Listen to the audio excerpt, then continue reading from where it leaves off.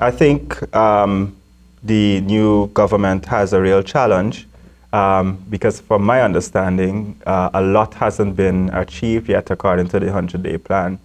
And one of the recent things that we're seeing is already broken promises.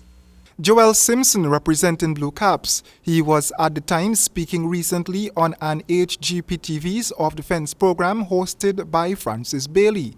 The youth panel has been raising many concerns while speaking generally on a number of issues affecting the state, which are not being adequately addressed by politicians. Simpson, who is also the director for SASUD, added that although most of the promises in the government's 100 days plan cannot be achieved, it's a bit of a disappointment, but stressed that political change is good for democracy.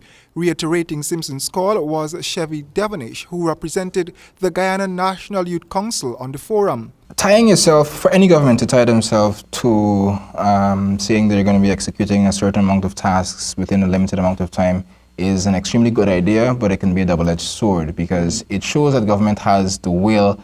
Of course, it can also be perceived as a political gimmick in order to get votes and gain support.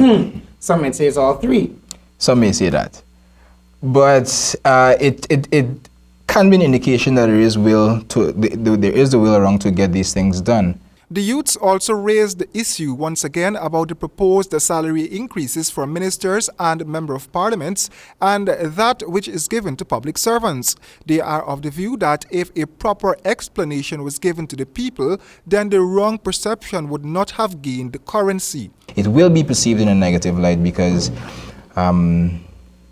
we have been hearing a whole lot of we don't have a significant amount of funds to do this and do that as a result of the debts that we have. But the way people are going to see it, and in politics, it is not reality which is important, it is perception that is important. So then perception becomes reality.